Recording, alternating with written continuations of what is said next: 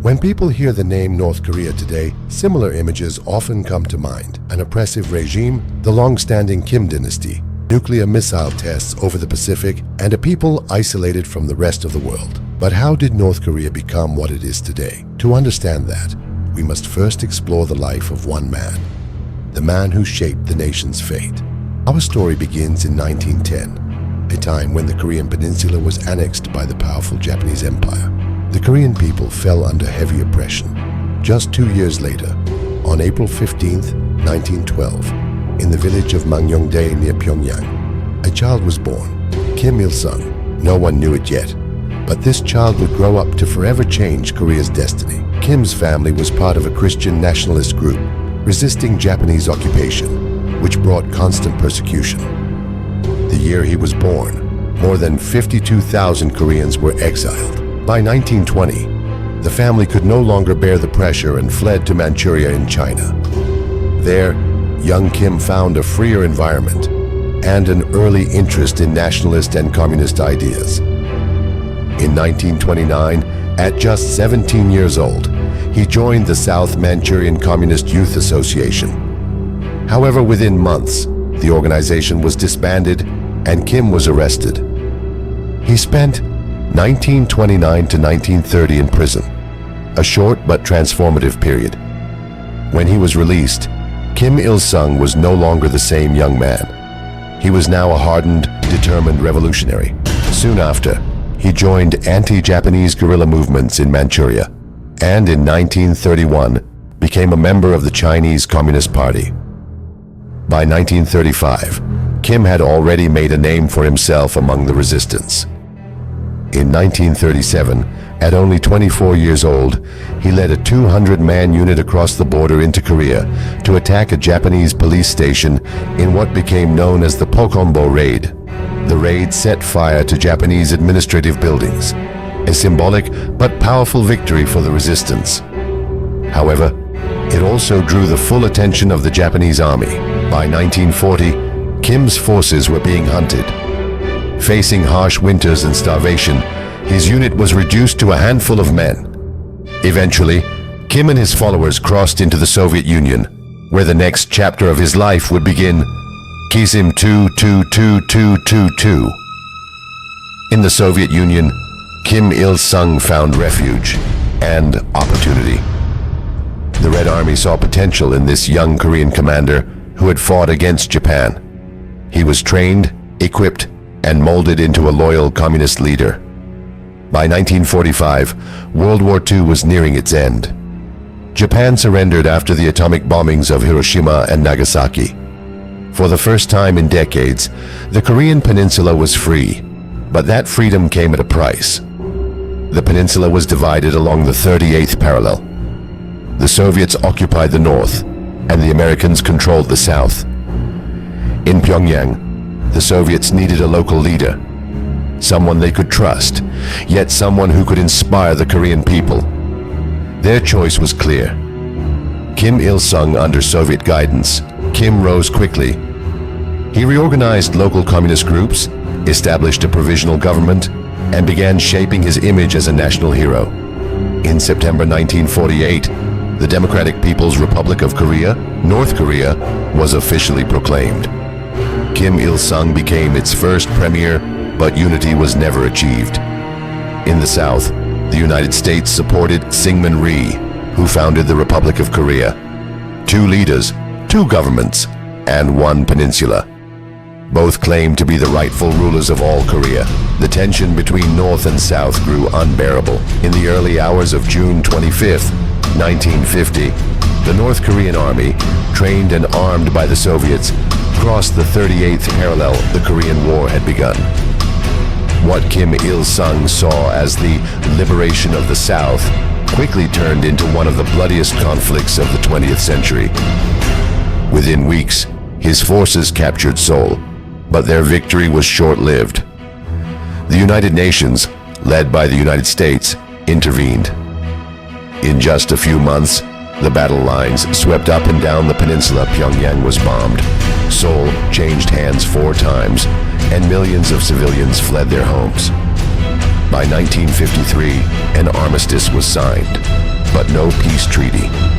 The war never truly ended. The Korean peninsula remained divided, scarred, and suspicious, a frozen conflict that endures to this day. The guns of the Korean War finally fell silent in July 1953. The armistice line froze the nation in two, north and south, divided not only by ideology but by blood. For Kim Il-sung, the war brought devastation, but also opportunity. He emerged not as a defeated general, but as a survivor, a symbol of resilience, and soon, the unchallenged ruler of the North. In the years that followed, Kim rebuilt his country from the ashes. Land reforms redistributed property from landlords to peasants. Factories were nationalized. Schools and youth organizations were expanded, and a new message spread across the nation. One leader, one ideology, one destiny. It was the beginning of a cult of personality unlike anything the Korean peninsula had ever seen. Kim Il-sung was no longer just a president. He became the great leader, a figure of near mythical reverence. His portraits hung in every home. His name was spoken with religious devotion. Even newspapers were forbidden from folding in a way that creased his image. By the late 1950s, all opposition, both political and ideological, had been purged. Those who favored Soviet or Chinese policies disappeared into prisons, or worse. Kim Il-sung stood alone at the top of an emerging dynasty.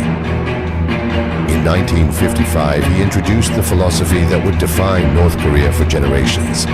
Yuche, the idea of self-reliance. Yuche meant that the Korean people would depend on no one, not the Soviets, not the Chinese, not the West. It was both a political doctrine and a survival strategy. Under Yuche, foreign media was banned. Travel outside the country became almost impossible. The borders of North Korea slowly closed until the nation itself became an island, not surrounded by water, but by ideology.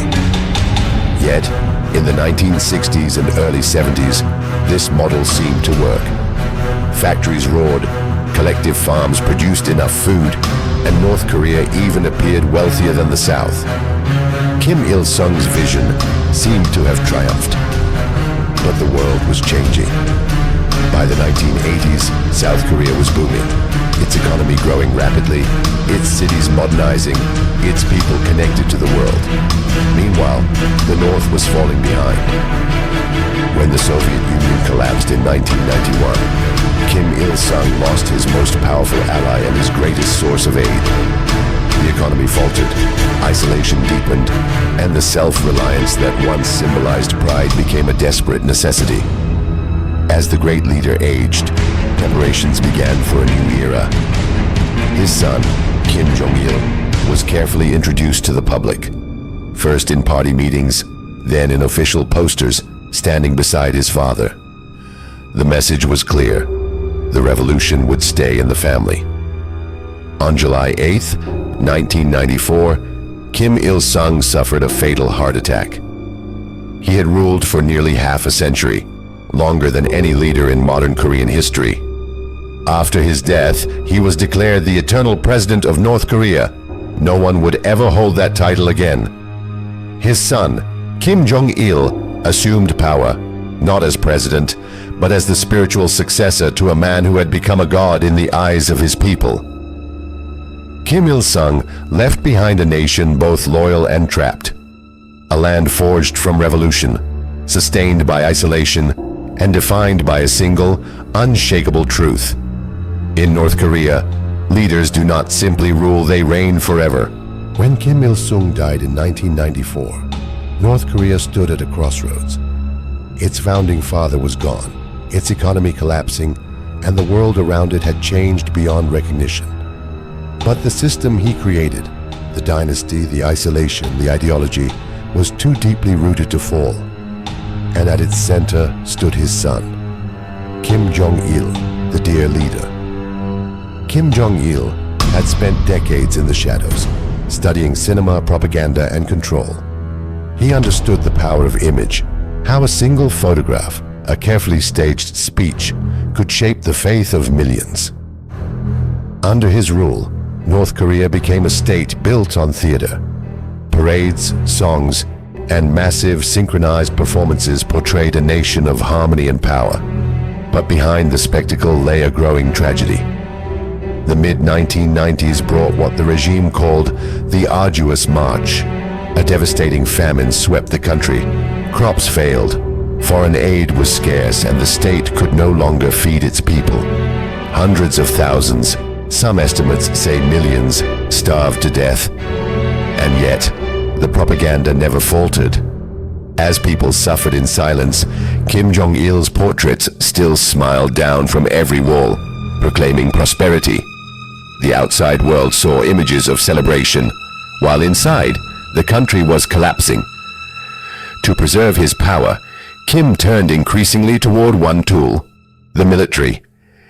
In 1998, he introduced the Songun, or military first policy. The army became the heart of the nation, receiving food, fuel, and privilege before anyone else. This militarization laid the foundation for North Korea's most controversial pursuit, nuclear weapons. By 2006, the country conducted its first nuclear test. The message to the world was unmistakable. North Korea may be isolated, but it would never again be ignored. In the following years, Kim Jong-il ruled through fear, secrecy, and spectacle. His health began to fail, but succession was already being planned, once again, within the family. In 2011, after nearly 2 decades in power, Kim Jong-il died. The nation entered another period of mourning, its citizens wailing in orchestrated grief. The throne of Pyongyang now passed to his youngest son, Kim Jong-un, a man in his late 20s. Largely unknown to the world, the new era, Kim Jong-un. At first, the young leader was underestimated. Many believed he would be a temporary figure, a placeholder until the regime collapsed. But Kim Jong-un quickly proved otherwise. He consolidated power through brutal purges, executing rivals, including his own uncle. He tightened control over the media, the internet, and the military. And he accelerated the nuclear program with unprecedented speed.